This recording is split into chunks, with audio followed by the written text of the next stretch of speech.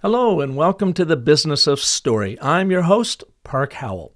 This episode is part of a series featuring thought leaders from around the world with ideas on how to remain happy, healthy, and productive during the COVID-19 pandemic.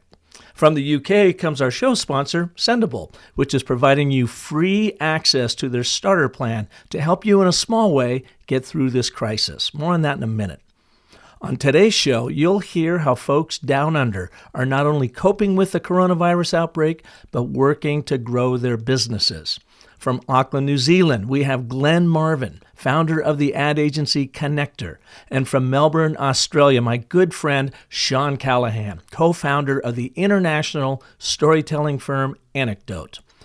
We're all in this together, folks, and I am so glad you're with us today. I thought it was just a stupid picture of a pig in the ocean. But after hearing that story, I had to have it. Now I wasn't just buying a picture. I was buying a story. Story literally made the picture worth more money to me.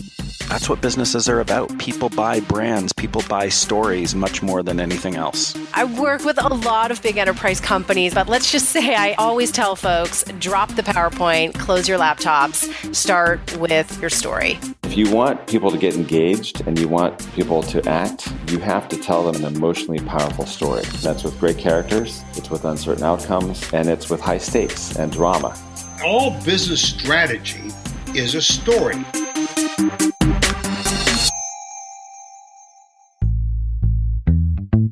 My first guest is a friend that I made just over a year ago when I was working down in Auckland, New Zealand. His name is Glen Marvin, and he's the agency principal at Konnector. All you have to do is read the first 3 lines of his LinkedIn bio, and you'll get a sense of who Glen is and what he's all about. He writes, "When I was 16, I nearly died on the operating table after rupturing my spleen in a high school rugby match and bleeding for close to 2 hours waiting for an ambulance. 15 years later, I nearly lost my life again trying to rescue a woman caught in a house fire. I failed and ended up leaving the police force. Those 2 moments made me realize how much I valued life and gave me an unwavering desire to make a positive difference in others' lives every single day."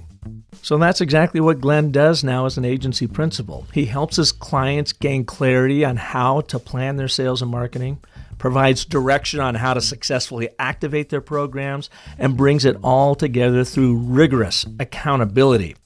He just essentially helps them live into their most prosperous stories too. So I am honored to call Glen a friend and to have him here today on the show. We are going to start our conversation that was already in progress as we had a little fumbling going on trying to make the Zoom connection work. Here we go. Hey, buddy. Glen, there you are. How you doing?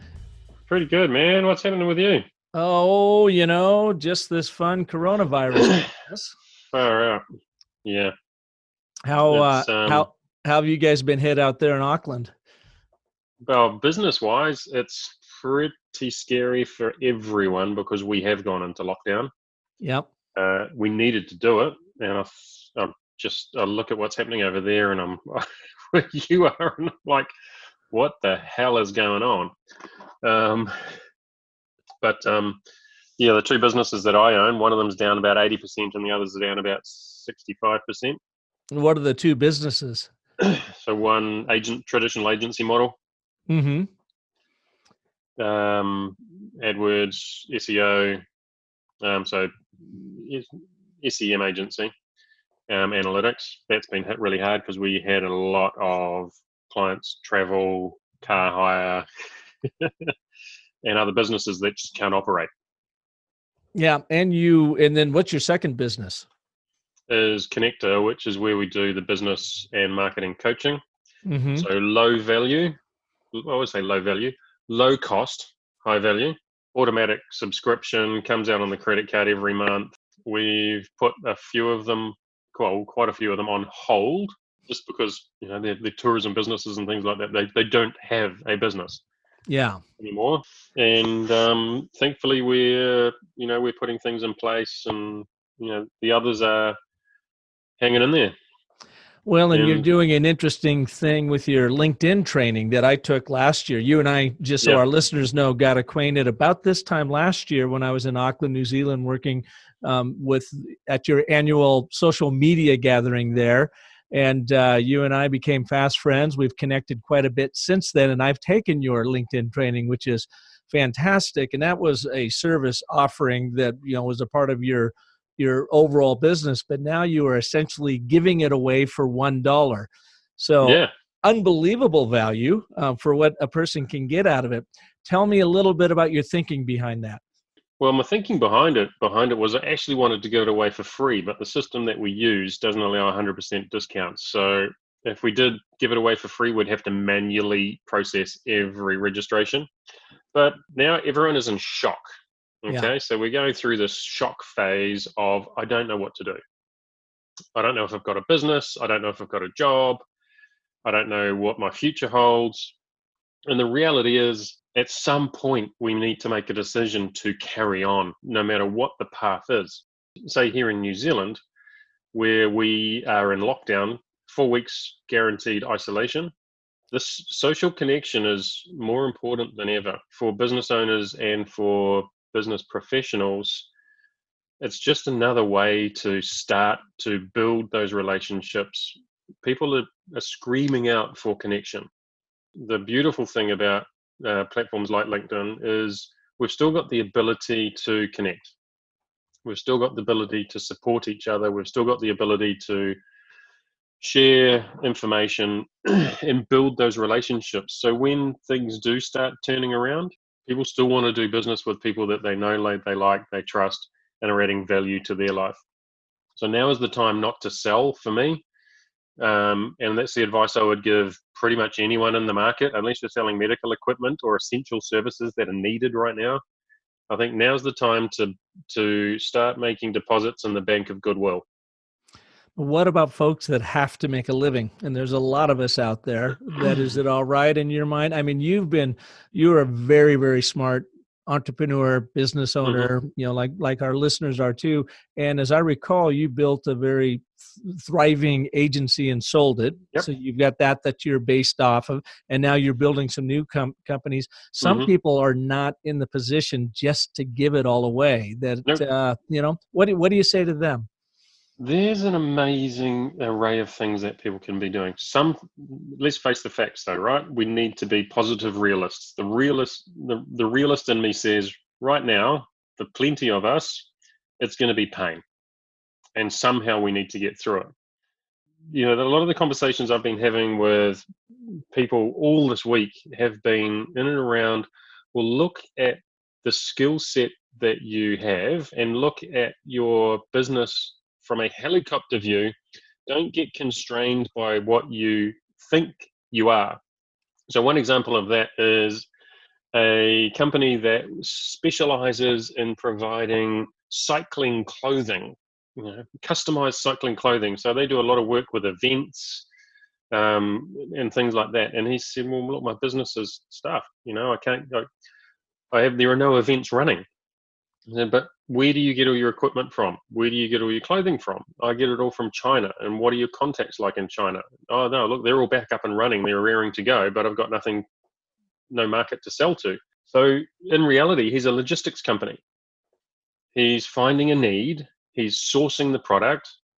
He's getting it out of a place that people don't have contacts with, and he's delivering it to the New Zealand market. And 2 days later, he had a massive order going over to China for all face masks, ventilators, sanitizer, anything that could potentially be needed for the New Zealand market, where we're running short of everything. And literally took an email to the database saying, "Hey, I'm doing a pivot. I'm going to put my connections and contacts at your disposal. These are the sorts of things that I can source. Who do you know that needs it?" So don't get caught up in this myopic view of this is all I know and this is all I've done. We've all got skill sets that can be transferable. I was very guilty of that when I left the police force many years ago, of thinking I had no transferable skills, and I've ended up running digital marketing agencies. I was on another podcast just the other day where we were throwing these sorts of ideas around, People have got a passion for cooking, got a passion for all of these different things. There is never going to be a better time to start creating and syndicating content, because you've got people all over the world that are shut up shop. They're inside, they're locked down, and what are they doing? They are surfing the net. They're on Facebook, they're on TikTok, they're on all of these different platforms, just trying to absorb content to while their time away.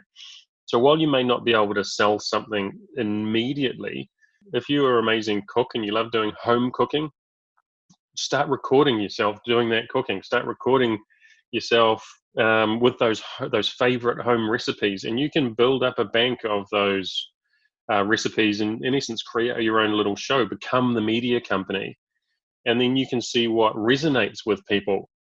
And those videos and that content and those recipes that resonate with people, you could then package up. And it doesn't matter, just test the market. Get on to Shopify and create a store for nothing. It costs $29 a month to host a store on Shopify, or just sell it through Facebook and use Stripe or something like that. You can package them all up into a bundle and go, here's my 27 favorite recipes that you can do right now. $5. Test it again, $7. Test it again, $10.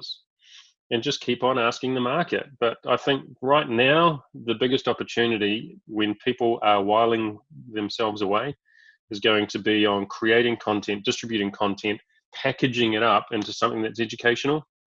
People crave the need to do something when they're stuck inside.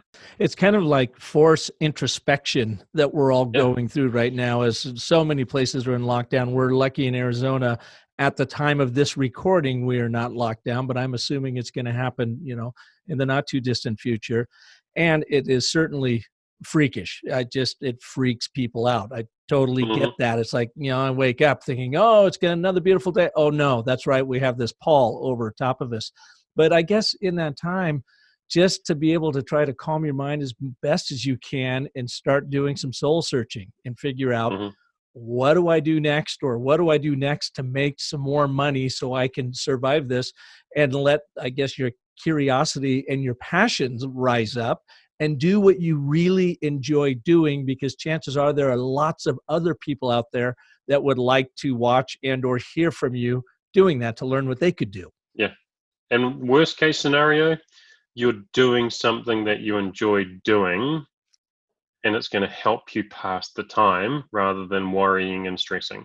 Well, there's what also better opportunities, excuse, right? Yeah. I mean, you don't have the worry of going in and making a living right now, because that is not available to you in the old way.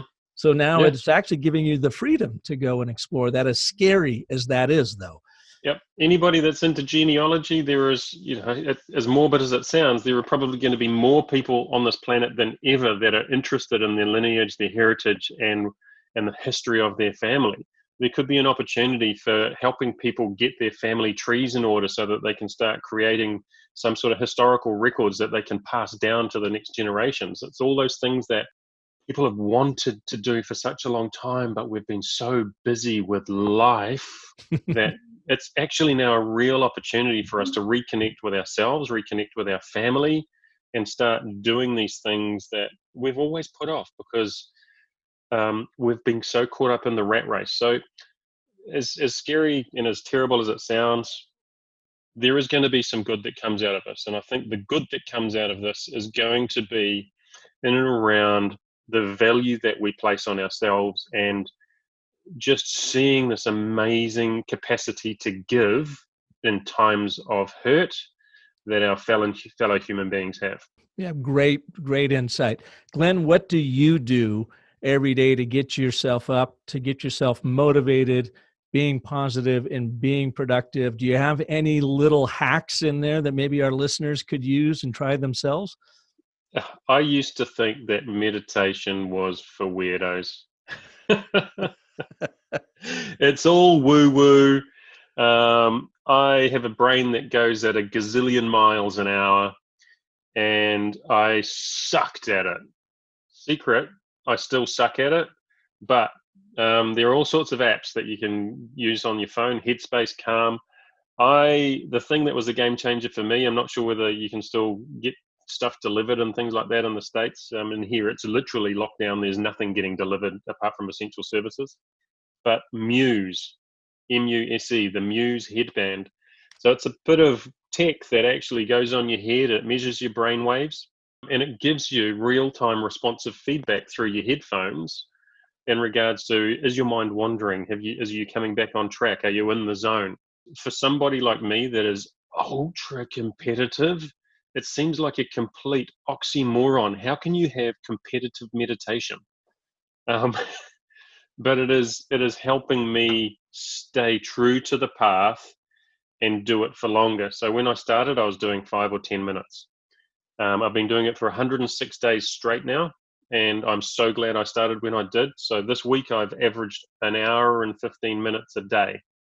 And what are the differences you were experiencing? My stress level is still elevated, as it would be for most people, but I can recognize that. Right? I've got 2 businesses that are hurting. My wife has 2 businesses that are hurting. We've got a rental property that is in the tourism market that has no bookings for the rest of the year. But I'm able to sit back and go, cool, we can acknowledge that. Take a breath. What can I do today, right now, in this moment, that is going to have a positive impact on my day or on the days of those people around me? Because if all I did was worry about the BS that was going on in our lives at the moment, it would not be a very fun place to be in. So it's allowed me to stay grounded. It's allowed me to be very, very grateful for what we do have. And when I do wake up at 3 o'clock in the morning, 4 o'clock in the morning, and have those little moments, instead of sitting on social media and feeding the bollocks coming from Trump, The beast. I can go, okay, well, look, let's just spend 20 minutes, chill out, and then go back to sleep. So as far as that goes, I'm sleeping better than I ever have. I am dealing with stressful situations like I've never dealt with before. I used to thrive on stressful situations, and I reckon I could eat myself for breakfast from what I used to be like, because there is something special about being able to acknowledge a situation, accept it, and respond rather than react. I used to do meditation many years ago, and then I picked it up again in December and January, and I just told myself 2020, I'm going to get back into it because I really enjoyed it. And I downloaded, I don't even know where I found it, but the Breathe app, BREETHE. And it has been a total game changer for me. So at first, the first 4 to 6 weeks, I really had to force myself to do it. And then I just got into this mode. I do it at night, and I'm like you. I wake up at 3:30 in the morning. I plug it in and listen to a 20-minute meditation. I fall back to sleep, but I wake up in a more positive attitude. And then when the hell broke loose and all of this fell apart, that I have found that I have been dealing with it in a much more conscientious and a stronger way, that I just don't get quite as freaked out or overstressed as I used to. And those were the good times. These are, the quote unquote bad times. But in this uncertainty is a lot of possibility for personal growth, for business growth. And I think it's kind of like the 5 stages of death. We've been hit with it. First, it's denial. Oh my God, I can't believe this is going on. Then it's anger. Oh shit, I'm losing my business. This is BS. It's everyone else's fault and whatever. Of course, bargaining comes in, whatever. But at some point, we got to get to acceptance as quickly as possible. It's not easy, and we still deal with all those other emotions. But I think meditation, to your point, really helped you with accepting the fact that now is what we have to worry about. Don't worry about tomorrow and the next day, and don't get caught up in the way it was, which is really easy for us Homo sapiens to do. Just try to be present in the now and do the best you can right now. And I just found that has given me the liberty to throw off a lot of stress when I'm not thinking about yesterday or worrying about tomorrow as much. Absolutely. There is not a single thing that happened in the past that is going to impact your tomorrow if you take notice of what you can do now. It's only what you do in this very moment that is going to impact your future. The rest of it has just already been. So let go. Yeah. Well, Glenn, thank you so much for being here. I know you are super swamped, as we all are in this time, and I hope you and your family remain happy and healthy out there. And I just appreciate you coming on the show and sharing some of your wisdom. No problem. I can just say there is not going to be a single person that doesn't get affected by this. Everybody will hurt. So it's more important than ever that we are positive, we care, we show love, compassion, and we give. Yeah. Everything else will become payback in bucketfuls after that. And your love, compassion, and giving in so many areas. Your LinkedIn program, can people still take advantage of that? And Absolutely. where can we send them? We'll put a link in the show notes, but where can they go to learn about your LinkedIn training, which is like invaluable? And for only $1, man, it's the best dollar you're ever going to spend. So they can go to Konnector, that's Konnector with a K, Konnector, konnector.co.nz.co.nz/LTV, konnector.co.nz/LTV. Spend $1, invest in your future. Oh, one last question for you. Are you still making that wonderful honey? When I was leaving, and I'm not calling you honey, I'm just saying when we left Aukland, you met us in the lobby of the hotel there and gave us 3 wonderful cases of, containers of all natural honey that you, I guess, raised in your own backyard. Yeah, and looking forward to another summer of honey coming up. Well, Glenn, thanks so much, man, and good luck to all of you out there. No worries. Take care, buddy.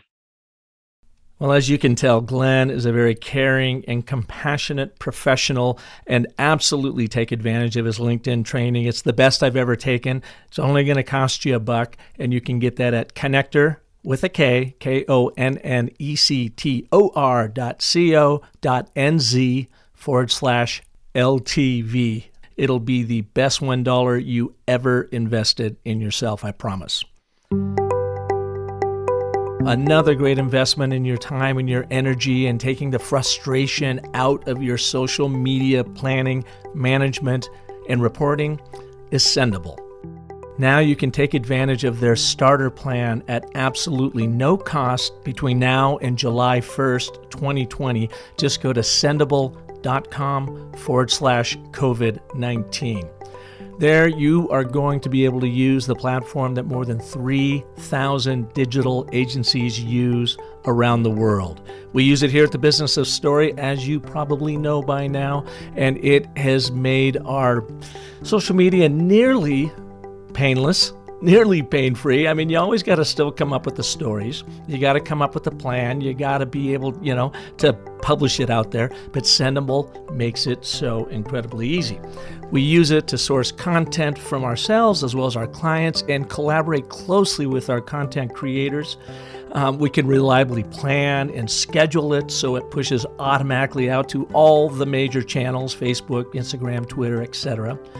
And it allows us, through its easy reporting, to be able to demonstrate the conversions we're having and the impact that we're making with our online storytelling. So head over to Sendable right now, start your starter plan, and I highly encourage you, if you've got the wherewithal, go ahead and buy your monthly subscription to Sendable, because then you'll be supporting that team. And they have given us a 30% discount on their traction plan. If you go to sendable.com/park30, you can take advantage of all of their programs for 30% off, and that will help them. But if you can't do that, if you can't quite make the ends meet, we totally understand. So check out that starter plan as well. Believe me, Sendable is going to help your online storytelling be easier and more impactful than ever. Okay, if you were around the Business of Story a few weeks ago, then you probably heard show number 242 with Shawn Callahan of Anecdote. Anecdote is a storytelling consultancy out of Melbourne, Australia. And in it, he talked about the 5 tactics you can use to convincingly share your data stories. We recorded that particular episode when wildfires were ravaging his country. Well, Shawn is back during our global pandemic to talk about what he and his team are doing right now to weather this particular storm. How you doing, sir? Yeah, doing okay. Okay, I'm just trying to work out how one keeps a training business going when no one can meet face to face. Yeah, isn't that a trick, huh? And how are things in Melbourne, Australia? Are they locking you down yet? Yeah, I mean they're highly encouraging everyone to stay at home and stay home. Right, that's the message. Unfortunately, it's really interesting the difference between how the New Zealanders are communicating it and how we're hearing it in Australia. So Jacinda Ardern is doing a terrific job of communicating it because she's saying things like, assume and act like you already have the COVID-19 virus, which is a very clear way of thinking about it, right? It's kind of visceral, you think about yourself, shit, if I've got this, I don't want to give it to anyone else, so I better not go out and mingle, right? And whereas our government and our Prime Minister sort of says things like, well, we're having hairdressers are open for 30 minutes and you can go to a training session outside for 10 people, but you can have a wedding for 4 people and then you can have a funeral for 10 people. There's all these exceptions and variations and it's quite confusing. So she's doing a better job of sharing the story in New Zealand than they are up there in Australia. Oh, by far. Yeah. And she does it in a very conversational way, and she's every day she's on Facebook Live talking to her citizens and just sort of sitting on the couch at home, and she's just, so this is what she's modeling the behavior she wants them to do then. That's exactly right. Whereas, unlike our leadership, they're still giving basically bro hugs in the Senate. Yeah, right. Exactly. So what's that all about? Yeah. Talk about confusing people. So yeah. Well, what are you doing? I mean, you guys do so much great storytelling work around the world, and most of it is in person. I've been through and I've given some of your workshops, and they're magnificent, but it requires real hands-on, being there all day with people and taking them through. It's immensely powerful, but that's pretty much has to have shut down for you for the time being. Yeah, look, as soon as this started to happen, we knew quickly that we had to change to online delivery, right?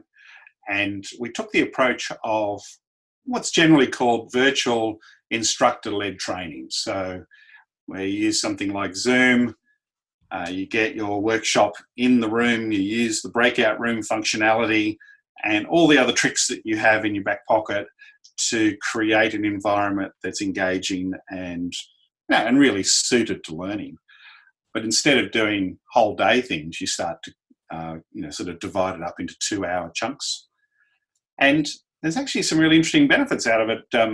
One of them straight away is as soon as you break, say, a day workshop into 4 2-hour chunks, is that you're able to put these bridging activities in between the 2 hours, getting people to go out and try something and, sort of have a go and video themselves telling a story and then getting feedback in that intervening period before you get into the next part of the workshop.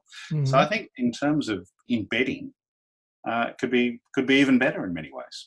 You do the workshop, to be clear on that. So you go for 2 hours and then you turn them loose to their own storytelling devices. And then they come back and you can get them back on again. They don't get distracted and take off and go do something else. You get them back and then you work through it. Oh, yeah. Getting them back is we get them back after a week. Yeah. Okay. Right? So it's not get them back later that day. I got you. It's later that week. I got you. And so, so the workshop ends up taking, let's say for argument's sake, 4 weeks to deliver. But from a learning perspective, and how we've always talked about how you develop the habit of storytelling, right? It just gives a bit more time for that habit to develop, So now, most of our workshops, most of our programs, as you know, our programs are 6 months long or 4 months long, depending on which one you do. And the majority of our programs have been online from day one. So, they've been what we call a deliberate practice program, which is all online. And so that element of it hadn't changed. The only element that we had to change was the face-to-face element. Yeah. And so, so we're morphing into that pretty quickly. We've got customers who we're delivering it this week. We've delivered it to a couple of customers. So the thing is, though, we're seeing just out there, everyone's just getting into their continuity change, getting their people out at home working, and it's almost like the Maslow hierarchy of needs, right? They're just dealing with the safety issues and the basics before they can even think about let's build our skills and we become better sellers or leaders in terms of communication. So we've got to wait for that to unfreeze a little bit, Park.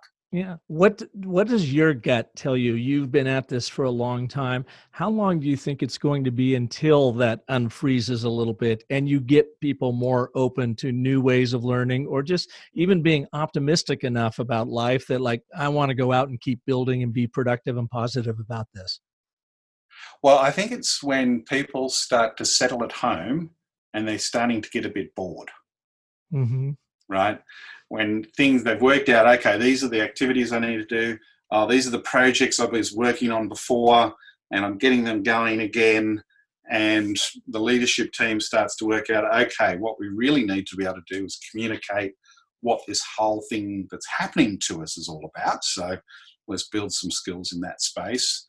And so I'm sort of thinking, and this might be just the optimistic me, but I'm thinking the next 2 or 3 weeks, all that starts to happen. Yeah. That's kind of how I feel about it too. Now, let me ask you, Shawn, when this all came down and you guys started really feeling the impact of it out there in Melbourne, what was your first reaction as a business owner? Our first reaction was we need to reduce expenses immediately. Yeah. That was the first reaction. We have to look after our people, do whatever we can to keep it all together, but we just have to get rid of anything that was unnecessary. And can I ask where some of the places that you look that people might be? Like, we had a PR company working for us, no more PR company. We had SEO business working with us, no more SEO. We just went through every part of our business that could hold off. Like if we have licenses for Salesforce.com.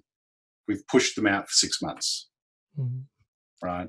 Yeah. So anywhere where it was an ongoing, expense, we just looked at how we could manage that as best as we could. Yeah. And then from a business standpoint, again, a model, a strategy standpoint, what was your biggest pivot? Was it just purely trying to figure out how you were going to do this online, or just amplifying what you were already doing online? It was a doubling down on the online element. We were sort of halfway between online and face-to-face. And we probably were thinking, that's a nice sweet spot for us in terms of the type of training that we did. And we quickly moved to online. It didn't take us that long to do that. And there's a lot of different technique, if you like, in online. I think, you can't just sort of, sit in front of a Zoom screen and lecture people for 2 hours, right? There's no way that's going to work. And because our workshops are highly interactive, it's all about people practicing and so you've got to use all the different online methods. I was kind of lucky that probably 20 years ago, I developed an online program for a university, and I was using the techniques developed by a woman called Jilly Salmon, and she wrote a book called E-tivities. Now, of course, there was no video elements to it, but it was all to do with how do you engage the learner in activity. Right? And how do you do that on an online basis? So we sort of took that philosophy and that thinking and translated what we've done in that way. It sounds like it's been effective for you. Well, it's early days, Park. I wouldn't want to count chickens yet, but I've got that just feeling of hope and optimism around what's possible. Yeah. And And I'm actually meeting with a whole group of business storytellers tomorrow morning. And there's from all over the world. And we're sort of getting together to, sort of think about what are we doing, how are we doing it, how can we help each other, all those sort of things. So I think it's a moment where I'm hoping there's going to be a change in flavour in terms of how people in the world help each other. I think that's what I'm hoping that's one of the outcomes from this.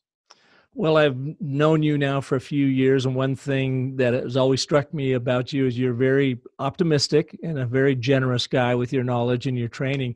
Is there anything that you do differently now when you wake up in the morning to build the fire under yourself, or even your team that is now distributed and working from home and whatever? Any suggestions for our listeners of how to just get the juices going in the morning?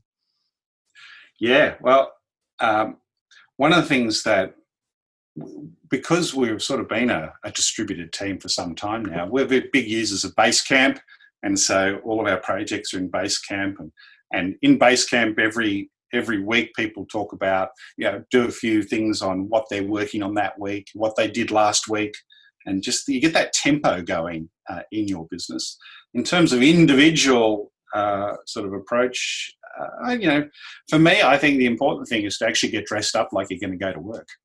I think that has a big difference. It's very easy. You could easily stay in your pajamas, that's for sure.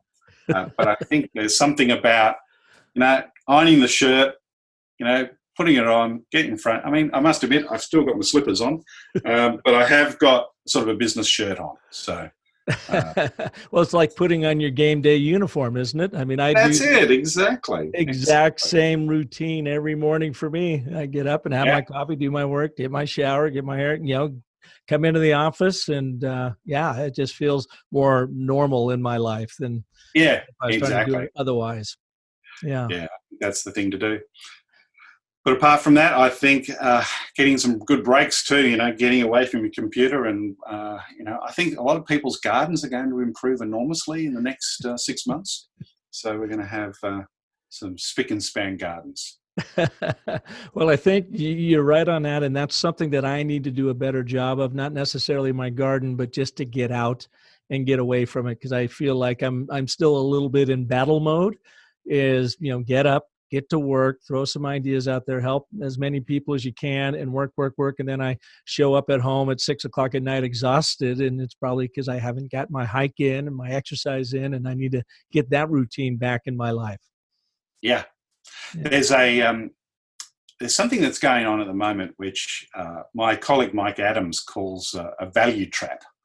And it's that overemphasis on, say, the economic over the health side of things. And it's a tricky balance to make, right? But he tells this story about how they catch monkeys in India and some parts of West Africa, where they take a coconut, they hollow it out, and then there's a small hole for the monkey to put its hand in. And inside the coconut, they put some fruit or some nuts, and the monkey grabs hold of it, right, and makes a fist and can't pull its hand out of the coconut. And the coconut's attached to a tree or a post or something like that.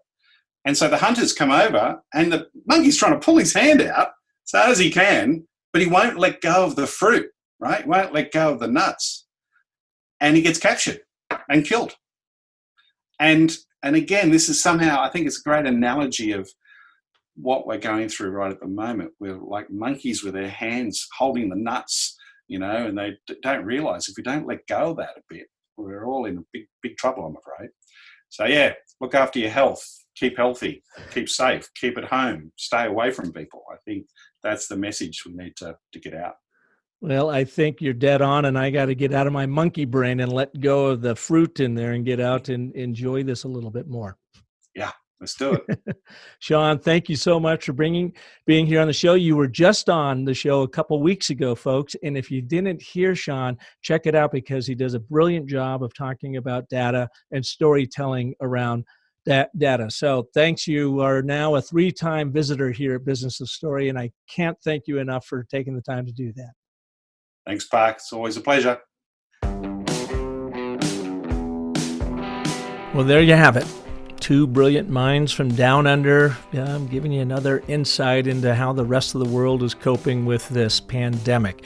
And I guess these shows and this whole series of thought leaders that I've been sharing over the last couple of weeks are going to be kind of a time capsule for me, and I guess for all of our listeners, on what we're going through, how we're going through it, and how we can remain happy, healthy, positive, and productive during these unbelievably trying times. So if you found this show helpful, this particular episode, share it with someone else in your life, family, friends, colleagues, bosses, clients, whomever. If they can learn something from this as well to help them keep moving forward in a very positive way. And of course, if I can be of assistance to you, visit me over at businessofstory.com. I've got a ton of free tools, tips, techniques, all kinds of shows for you to take this time while you're sheltering in place, or to take this time where you just have a lot more time to focus on yourself and your business and apply some of these. And I've got my new online course at Thinkific. You can check it out at businessofstory.thinkific.com and start crafting, pulling your story together. In it, you are going to learn not only how to dial in your brand story, but I have all sorts of storytelling techniques that you can use throughout. So check it out, businessofstory.thinkific.com. And as you're pulling your stories together and you want to share them with the world, then by all means visit Sendable.com. Check out their free starter plan at Sendable.com/COVID-19, or if you can purchase it, check out Sendable.com/Park30 and get 30% off their traction plan. All right. I look forward to having you back here again next week when I will have another story artist here to help you craft and tell compelling stories that sell. And until then, remember that the most potent story you'll ever tell is the story you tell yourself. So make it a great one. Thanks so much for listening.